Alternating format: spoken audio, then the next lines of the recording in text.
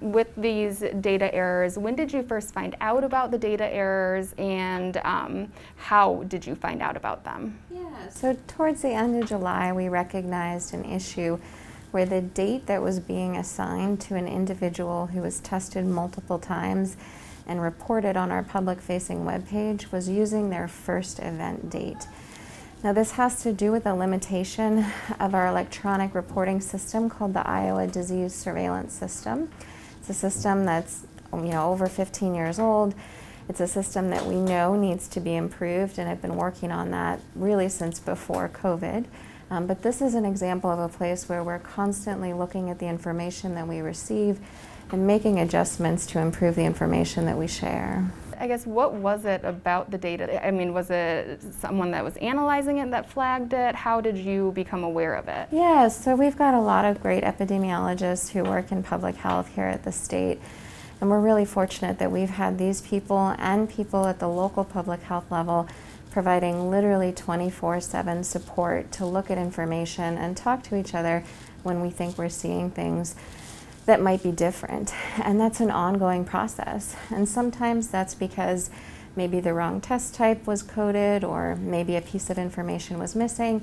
And in this case, it was related to this limitation of our IDE system that was discovered in working with our epidemiologists and information technology people. What made you decide to loop the governor in on this specific issue versus other data issues you may come across? Yeah, so we have a lot of ongoing, regular, daily meetings, both internally and externally, information that we work on to share with others. And so we provide a lot of updates on the work that we're doing. And this particular, issue that we addressed, we were able to do it at the same time as incorporating some new federal guidance from CDC about counting repeat positives, so waiting 90 days to count that positive again. And again, I could say that this is an example of a place where, as we get new technology, as new test types are invented, or as there's new federal guidance, we fully expect that we'll continue to make improvements and adjustments to our system.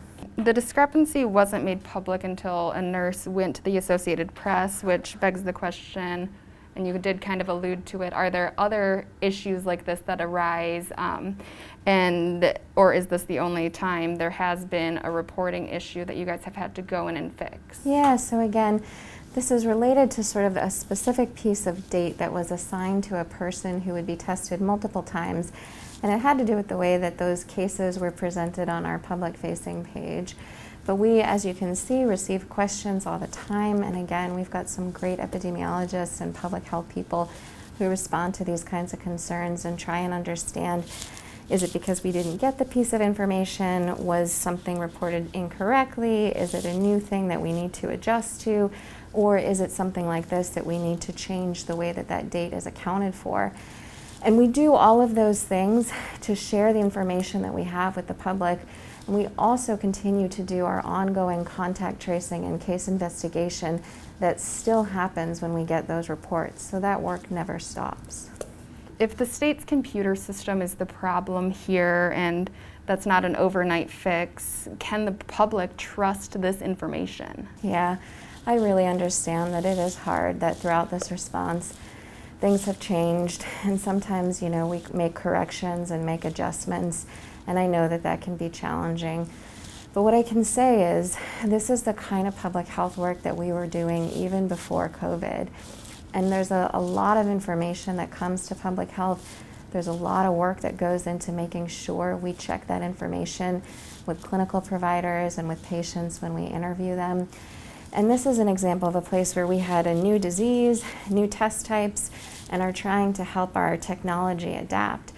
And in fact, that's something that we've directed some of our federal dollars towards, and it's something that we've been working on for months related to COVID, but again, even really before COVID, recognizing that electronic systems in public health need to be improved and enhanced.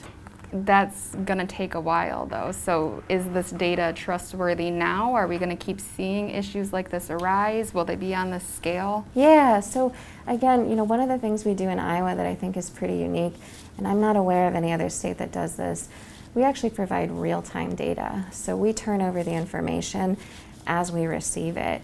And so that means that when we need to make corrections and adjustments, we're going to do that in real time and answer those questions and help people understand the information we get, what we do to validate it, and how we can share it. And we're going to keep doing that. And there will continue to be new diseases, new technology, new test type, and new federal guidance.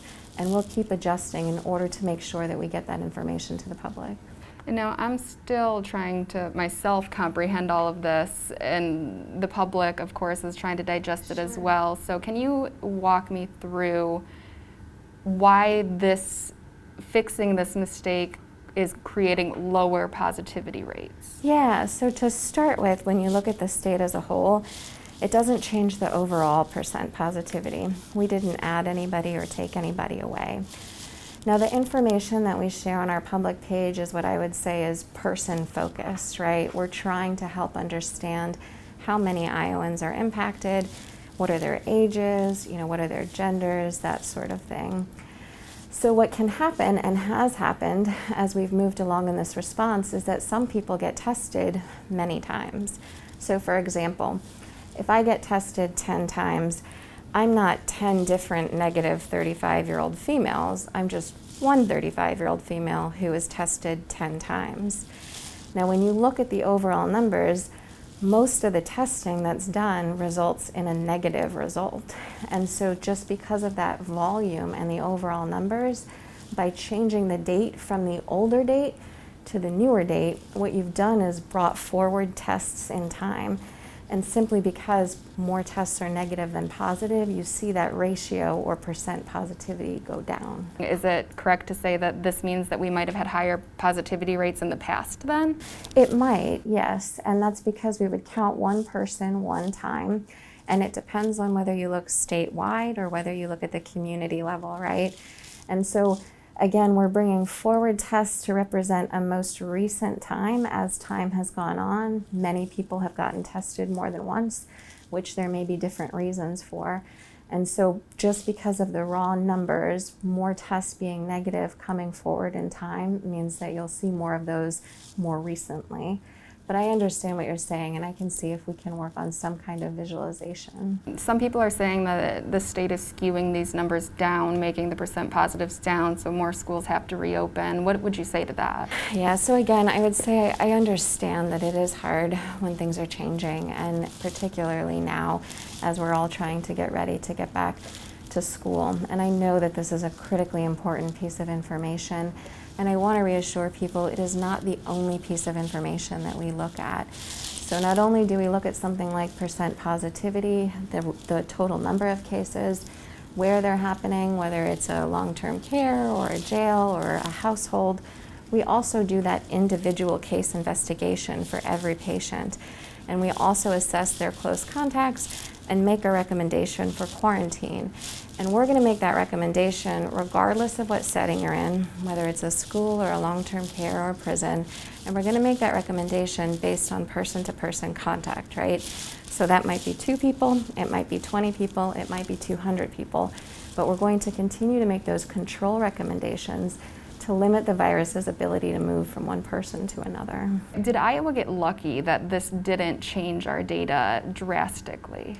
So in addition to looking at person-focused data that we share on our public-facing webpage, we receive a test result for every test that's done. So we're always looking both at total tests and at total individuals. So we have all of that information, and as I mentioned, those individual case investigations and contact tracing work never stopped and has continued as those results come in. And so it's safe to say then that just because the public-facing data it may have changed a little bit, you guys have access to the real-time data that you guys are also constantly analyzing on the back end? That's right. So we look, again, not just by person, which is important, but also by test. And other states have done this differently. If you look around, you might find other states that are still reporting total tests, even if somebody is tested multiple times. And our focus on individuals, again, has been to help people understand how many Iowans are impacted and where, But again, it's an example of a place where we want to provide the public with as much of this information as we possibly can, and we really truly are constantly looking at ways to improve that. With some of this data, I mean, like we pulled this data the past 2 days of the tests, and people in the public are going to look at this. This is just August. Sure. The yellow is the new data, the blue is the data before it was updated. I mean, did these tests get moved up because of the data change and that it was previously reported in the past? Yeah, so the adjustment has to do with the date that's associated with a patient.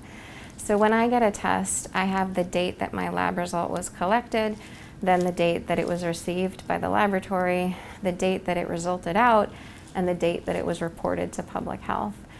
And so we were previously using the report date to public health into our Iowa disease surveillance system, and that's how we recognized that that was being tied inadvertently to the earliest date, which was considering an entire disease event for a person, which is typically how we look at people, by their whole person as they get new test types added. So this adjustment is now looking at collection date, and so it does mean that we're adjusting the date in time. And so yes, what it's going to do is account for somebody who has had multiple tests, either positive, negative, or positive and negative, and bring those forward in time to reflect the most appropriate, most recent test. That's also allowed us to make an adjustment to account for new federal guidance, which recommends considering a repeat positive once it's been at least 90 days since your last positive. Just wanting people to understand that we know how important this is. We know that it's hard when things keep changing, but you know, it's important work, and we're remaining committed to making sure we get this information to people. With the 15 to 20% threshold set by schools, I know you said that that is a starting point, that it could change in the future as we learn more and once things get going. But I guess how did you arrive at that? I mean, I guess what conversations did you have to arrive at the thresholds that were set? And was it a team? Was it just you that made that recommendation? Yeah, so I think there's a lot of things that go into considering using a metric like that, right? And again, I would say that it's not the only thing that we want to look at. There are a lot of pieces of information that are important to understand. So if you look at what we do each year with flu, we issue a weekly flu report. And in that report, you'll find things like the number of cases, the percent positivity, the number of outbreaks, and that sort of thing. And all of that will probably sound familiar. That's what we use to come up with an assessment of flu activity. And you can find those measures on our webpage to help us understand coronavirus activity as well. All of those things are an important part of the picture of what's going on in a community to assess virus activity. And so what I would say is it's important to keep the community in context too. So if we have a community of 20 people and 3 of those test positive, that's a 15% positivity rate. But maybe those 3 people live in the same household, or maybe they're in a prison or in a long-term care. And it's important for us to understand all of those settings and what we need to do to implement control measures. Now, we may then have a community of 500 where we test and find 75 individuals who are positive. That's also a 15% positivity rate. And so we can see that the number of people in the community and the testing resources can impact what that percentage will be like, whether you're looking statewide or at a more local level. And so that's why I think it's important to keep in mind that this is part of what we look at to understand virus activity, but we continue to do individual case investigation and contact tracing. And again, I would say all of this is information and an approach that we've adapted and adjusted as we've learned more. And we're going to continue to do that. But why not go with what the CDC or WHO recommended? So there is no federal or national guidance for metrics for schools. You'll find that different states are doing it differently. Some are using percents positivity, some are using rates, some are using outbreaks. And this is an example of a place where we need to learn more. And again, you know, what we'll do is adjust, continue to take those individual control measures and recommend quarantine regardless of the setting or the number of people. And if we get new information and new guidance, we'll continue to incorporate that.